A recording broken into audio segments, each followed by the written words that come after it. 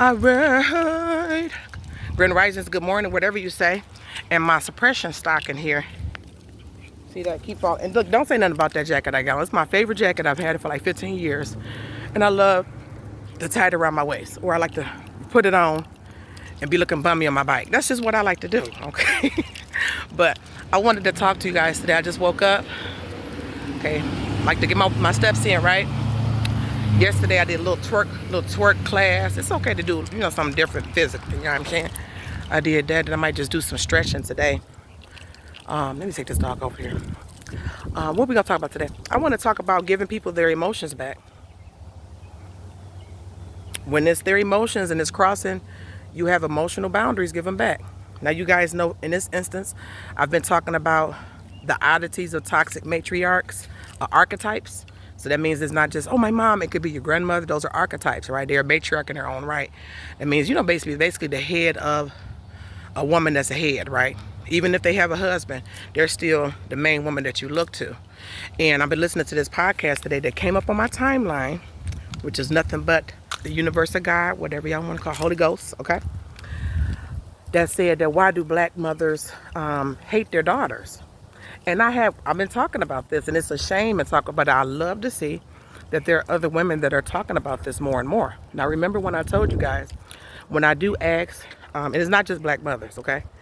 And she mentioned that on the podcast. So go look up the title, Why Do Black Mothers Hate Their Daughters?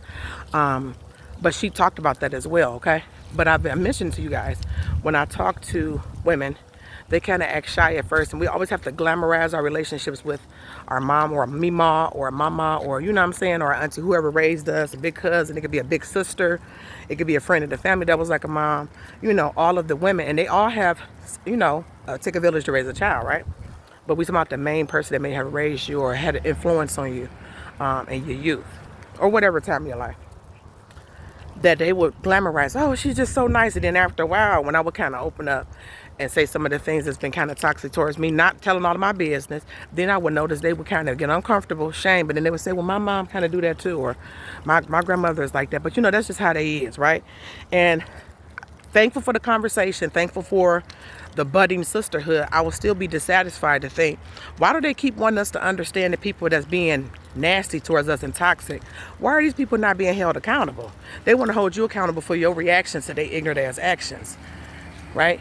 And so we find different coping mechanisms as we grow up. Some of us may reach to alcohol, weed, hard substances, sex, drugs, rock and roll, maybe become rebellious. You ever seen that child? Well, what's going on with this child? And what's happening with them? Or you can't keep nothing stable. Those are different coping mechanisms where you're trying to deal with external behavior of others, right? Now, it's even worse if they start to blame you for it, or act like you have to perform, you have to do more for them to actually be decent towards you. And I have had a lot of nuances like that in my relationship with my mom, okay? Now, a lot of you are like, well, I don't have that. If you're an overachiever, you do. Sorry to tell you, okay? If you're an overachiever, you do have that. You can show how many degrees you got, how perfect you are, how good your successful career is, because there's a mother wound there, okay? Now, I said all of that to say this. What do you mean give them their emotions back? I just had an interaction with my mother. She's very, very great. I look at her now at school. Like, this woman is just the heart. Now, you guys know I have opened up. And I don't put these nowhere, but I do this for myself. I'm on my walk with my dog. I have opened up and told you that, they play toxic favorites. Who they gonna back, who they gonna down, literally. Okay? They do that. And then they'll turn around and financially abuse you. I need something. I need some. And this happens to men too. This happened to my kid's dad when I was with him, his mama. They want you to always feel bad for their situation, right? Right? I told you I just helped her pay her car note. You old enough to pay your own car note. But it's my mama, so I helped out, right? And plus the car, it helps the home. So I'm not going to be like letting something go down. I'm not like that. So I got a lot of problems with me, but I don't do that. So this same person then comes up and say, here's a picture of this bill. It comes in at this amount each month. In parentheses, it's due on the 25th. I'm just trying to communicate. So I looked at it, and she had sent me this tons of times before. There's no reason for her to send this. She's not bringing no bank or no money to the house like that. This is not her house. This is my house. So it's very confusing. And we've gotten into arguments about it years and years ago. This is how long she's been doing this stupid maneuver. Okay? And I would get mad. Why are you showing me this? So back in the, what was it? Before the spring hit, I told her in the car, I said, can you please stop showing that to me? I know that you used to being a mother and in charge, but I'm almost 40 years old. All of your kids is grown. You don't do this with none of your sons. You being weird, you know. And I told her that it's absurd. So she was like, well, thank you for telling me that. And I said, see, I have grown up, and I went on to let it go. She just did it again this morning. And I had to tell her, normally I wouldn't say anything, but I'm not doing that because we doing what? I'm giving your emotions back to you. When we were younger, my mom was a single mom after she got divorced, and she needed some help watching her kids. Her sister, her baby sister, needed a place to stay. Her baby sister knew that girl can cook her butt off or clean her butt off. You understand?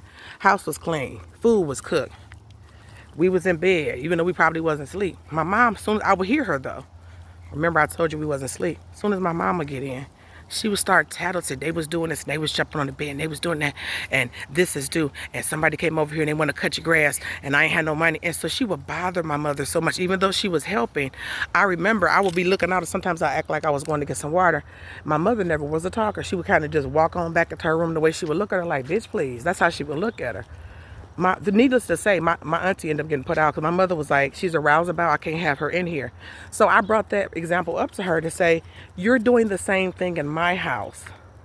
You act like you ain't never been no single mother, like you don't understand bills, like you wanted a baby, you telling on the kid, and they did this and they said that, and you ain't you a grown woman? Didn't you raise 4 kids? And you keep wanting me to, well, I'm not working that many hours. And I said, that's optional. You have this fantasy in your mind where I'm retired, but you don't have retirement money. So it means you do have to get up and work, right? So you're trying to live like this fantasy off of my dime and my energy, and then want to add pressure and irritation on top of, and this is due by this date. After you haven't even paid your own bills or haven't paid all of the half of the bills you owe me in the house. That's my house. So I said, you don't see how absurd that looks? That looks ridiculous. And it looks like now, since I've asked you to stop doing it for years now, and you keep saying, I'm just trying. I said, we're not about to keep doing that thing where you're doing stuff on purpose to irritate me and to upset me so you can have a reason because you're demented and you didn't get strange. I didn't say all of this, but you didn't get demented and strange. Sometimes people that keep doing stuff they know that bothers you because they want to get a reaction so they can have a reason to say, see, that's why I don't fool with you. Why don't you just don't fool with me at all? Don't fool with my money. Don't fool with my time, bitch. Like, get the fuck. I'm not calling her a bitch, but you understand what I'm saying. Like, excuse me? I'm sorry. Excusing me? So we're not doing that no more. We giving your emotions back. And what I told her was, I think you have anxiety. Your sister, my auntie, was a crackhead back in the day. And she was trying to get clean when she was staying with us. Yeah, she was cooking and cleaning and she was helping. But she started all that hollering and fussing because she wanted to get high. So I said that now that I know, not saying that you acting like Zizi, which is my auntie, you are acting like a person has anxiety. And I told her, your anxiety is not my anxiety. And here's the weird thing. You don't have anxiety about your own bills. Are you reminding yourself that my bills is due this month? I have to pay half of this month to my daughter. You give me $50, $75, I give it to you next week and walk off with entitlement. But then you have the nerve and unmitigated gall to try to tell me this is due by the 25th. Like, how do you think it's been getting paid? Right? So that's the one that's trying to, and that's what she does. I told you guys, she has created this identity off of, I'm trying to help, and my daughter is a mean, mean daughter. But if you know that you've been a single parent before, and your daughter is paying damn near 90% of the bills, putting gas in, because you don't have no, you act like you ain't, and you keep wanting to say, well, I'm not working hours. Well, I'm a single mother. Are you going to consider my situation and my feelings? So, and I told her, if you're not going to consider mine, I'm not considering yours. I can send you stuff as well and say this is due. And I said, how would you like if I keep sending you all of these bills that's due? And your ass ain't been paying me. She said, I wouldn't like it. So if we already had this conversation, why? And I'm talking to her like she's a child. Why do you keep, and I'm asking her, why do you keep doing that? What are you getting out of that? I know you feel like you got a sense of control, but why do you want to feel like you have control over your grown-ass daughter, that you being well taken care of? If I would, well, I help in other ways. Because now she want to play out this inferiority complex like I'm acting like she don't do nothing. Do you see what I mean? It's manipulation. And I told you guys that you need to go listen. Just go look up the subject. Why do mothers hate their daughters? Don't even put in black mothers. You know, 'cause we all mix a little something. Put in, why do mothers hate their daughters? Like Mommy Dearest. Go look it up. And they treat their sons way different. She is not in her son's business like this. One of them can't get his stuff, some of his bills and stuff together. She don't say, well, you know, you need to keep your house. You know, you understand? You know that's not, she don't say none of that stuff. She and all of this type of stuff, this fake shit. And that could cause some other issues because they'll show their nastiest parts a lot of times with their daughters. And they're so nice to their sons when you try to reach out to your other siblings and say, hey, you know, she tripping. We might need to put her ass in a home. Or she need to get. Can you help her get a little apartment or something? Oh, she ain't that bad. You know, she had a hard time growing up. So then you met, and they talked about that on the podcast. You met with more of this, trying to make sure you have empathy for someone that's being a bitch towards you and that's being unaccountable and irresponsible, while you have to deal with your emotions of everyday life on top of their bullshit. So no, I'm giving you your emotions back. If you have anxiety, I said you need to get you some medication. And I said it very nicely, okay? If you have anxiety, there's no shame in it. Black people is just so I'm strong. You must not be strong because you're broken in the finances. You damn sure can't get that together. And then you so broken and so fucked up and jealous, which that's probably coming from some trauma you got, that you want to make sure I'm stressed out about bills that you're not helping me pay, and I just paid one of yours. That's how fucked up you are in the mind. And you doing little stuff, breaking little stuff. You doing little weird stuff in my house so I could keep having to get stuff fixed and keep having you want to see somebody stressed out. That's mental illness if you're a parent and you want to see your child in that state like that. So you trying to put your emotions off on me. Here you go, bitch. Take them back. Take them back, bitch. Now, we're not talking about mamas. It could be anybody. Give them back to your ball. Take your emotions back. You have anxiety, that's your problem. You grown. You need to go get some help. If you have depression, you feel bad about yourself, or you feel like you're supposed to make money, okay, you need to go out and work. You want a certain lifestyle, you have to go out and work, right? So you want a lifestyle to look like it off of me, and you want me to feel like I'm lower than you, but I'm paying all of the bills? That's because you have feelings of inferiority. Take those emotions back. So today, I don't receive anybody's negative emotions, anything they're trying to send off, any weird, words you're speaking over my life, you trying to say over my person. No, I don't receive any of that. Let it go back to you, and may the universe or God in them, whoever you believe in, help you have the grace to be able to deal with it yourself. I am not your maker. I am not your God, and I am not your Messiah. I'm not Jesus. What would Jesus do? I'm not Jesus, bitch. Okay? I'm not Jesus.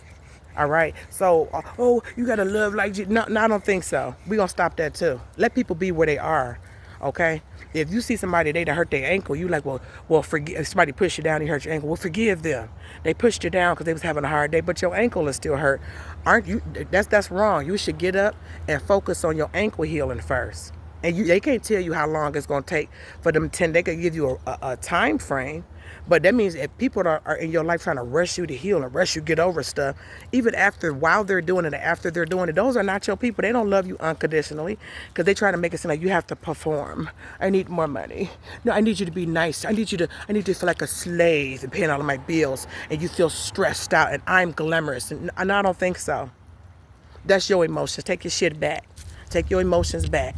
Congratulations. How does it feel? You don't like it, do you? Because that's what they say when you give somebody, you give them what they give you. They don't like it. Now, the problem is when you do that with somebody manipulative, then they bow down because she's been doing it for you. I'm so sorry. And I'm not even giving you that. I'm just giving you emotions back. Here you go. I think you have anxiety. You need to get some medicine. You might be depressed. Maybe you need to go get some therapy. And then you could do your prayer on top of that. Faith without works is dead. You can pray much as you want to. But if you're not eating right and making sure you get enough sleep and taking care of yourself, then certain things, physiology, right? Anatomy and physiology, we live in this body. There's things that you could do to encourage your body to relax or encourage your mind to come together. And that's why they have medicines, because it helps to affect certain things to kind of work in a proper way where you can hopefully start the therapy could penetrate and you can think in a proper way, right?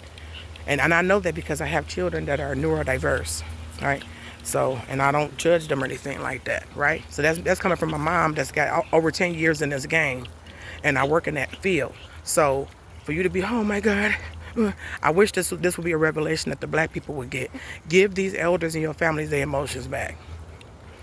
You could do a respect. No, I don't feel like that. That's how you feel. Is that how you feel? Oh, well, I can't pay my bills. Well, why are you not working? Because I want to retire. Well, you don't have the money to retire. So maybe you should, all of that praying you do, maybe you should come up with a prayer about a financial breakthrough. Well, I help in other ways. You do help in other ways, but money answereth all things. I can't say that. See what I mean? They don't give you the same grace they want you to keep giving them. It's absurd. Okay? Especially if they've been doing the same song or dance. I'm a single mama. Your kids is grown now. I'm the single mother. And now you jealous that my kids is taken care of, which is weird. Because you want to use all the money up and you want to be able to live a certain life because you're being lazy. It's laziness. So now we get into some roots here. Why are you being lazy and why do you feel entitled that your child should have to take care of you because you carried them and gave birth? Like, I didn't fuck and got pregnant and gave birth too. I don't think my kid's supposed to take care of me. If they want to, that'd be great. If they want to help me out, that's great. But I wouldn't want to be a burden on them and then acting like I'm some type of God to them and they have to keep me on the pedestal and I gaslight them out of all of my faults. Like, that's insane. It's insane. Give them their emotions back. That could be to a man, anybody. Like, no, I don't feel like that. It's not to be argumentative. It's not to be that nobody can correct you, nobody can talk to you. I'm talking about in a way where it's very, very disrespectful, where they're crossing your boundaries. They doing stuff you asking them not to do, you know? And they trying to do it to upset you because they upset. No, you're going to take that back. That's what majority of bully people do. And you don't bully nobody if you're in a happy state of mind. If you just got some fire dick and you got your man at home, you like, and you going to work and he going to work and you know your bills is paid and you doing pretty good and you know you got some food in the crock pot, you gonna get home and have you some pot roast soup. You gonna have your ass a good ass day. You gonna be up in there bullying somebody, yeah, bitch, who the fuck about the way? No, you only do that when it's something inadequate in you. Now, can we save the bullies? Hell no. Am I here to save them? Fuck no. No, they gotta save themselves. Don't save her. They don't want to be. That's not my problem. Now, if, it's called reciprocation. So if you can't understand, this girl got 5 kids. She got a lot going on. She got minimal help. And I'm not even helping her when I can. I'm choosing to put my feet up because I want to rest on her dime. But let me remind her one more thing. Then I'm not going to give you like, oh my God, oh, you're older. You understand? I'm not doing that no more. I'm not doing that with anybody because that's not reciprocation. There's your emotions back. That's reciprocation. You try to give anxiety and give upset, you're going to get it back. There you go. And I don't have to like stoop down to your level and act like that. I could just simply not agree with you and send it back. No, that's okay. If you give me a gift that I don't want, you bring it to my house. I can be like, you know what? I don't want this. I'm not going to be like, give you a gift you don't want. I'm going to return the sender, send it right on back to your house. Same thing. I open your mouth up and say, I don't agree with that. You can have that anger back. And then set up boundaries. And do something to pour back into yourself while they're trying to take something from you. They want to take your good energy and then give you their negative energy and their anxiety and their hatred. I don't got nothing to do with that. You need to get therapy just the same way I did. Peace.